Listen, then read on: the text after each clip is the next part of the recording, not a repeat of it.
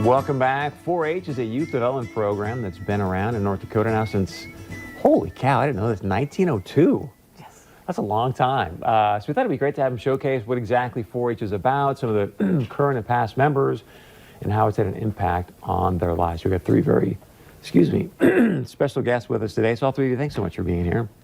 Linnea, correct? Yep. We'll start with you. So let's talk about your state ambassador. What has 4-H meant for you? 4-H is it's done so much. So 4-H, I've been in it for about 10 years and just recently became an ambassador. And 4-H is about improving yourself and your community. And so it's getting to learn those communication, leadership, project-specific skills. Personally, I love baking because I like desserts. But it's also given me so many new friends from all across the state and given me and many others the opportunity to travel. So for people out there that are like, wait, what is 4-H? How would you describe it to them? I would say it's using your head, heart, hands, and health, which is the 4 H's, to better yourself and your community. And then it's also all about leadership, communication, and like I said, those project-specific skills. Yeah, how does the baking fit in? That would be one of the project skills. So you can choose, there's so many projects, and then you can choose them and then work on them, and then there's project leaders that help teach things for that project. Nice. So Penny, what's your experience with 4-H and what are you doing now? I've been a lifelong 4-H'er. How about that? Not in 1902, but no, I've been in 4-H or involved with 4-H for a very long time. My current role is the manager of the North Dakota 4-H Foundation. So I have the privilege of working with people throughout the state of North Dakota and beyond in raising funds to support 4-H programming. The dollars we raise are from private funds. We, as a 4-H program, do receive public funding through our state and federal funding.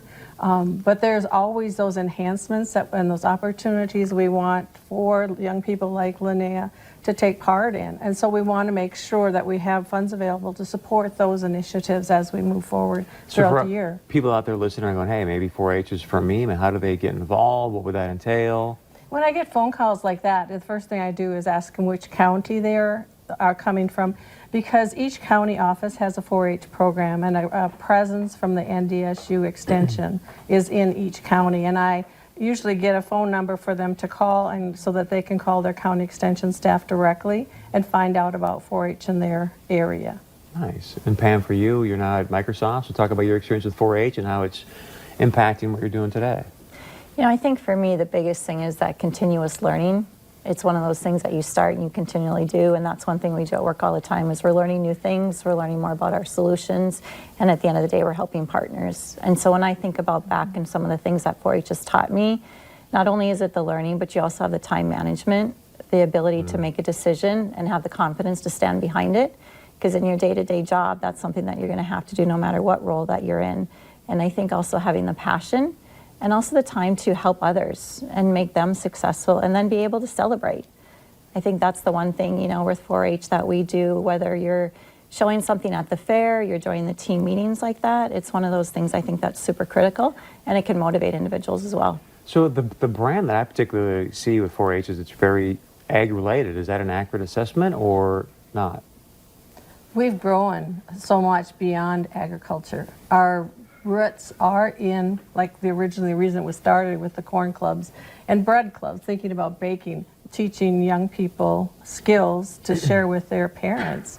But now we have science, engineering, and technology. We have the ambassador's leadership. In a few weeks we have the Leadership in Action, the law school, or law is called. It's a weekend where the kids are learning about parliamentary procedure and so much about civic engagement and those types of things that you generally don't think about through the 4-H program. I've got 10 seconds left. Do you guys have a website if you want more info? Or? Yes, we do.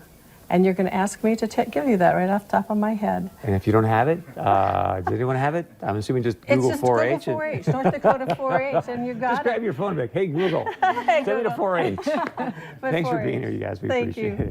Thank you. All right, stay with us. We got much more coming up right after this.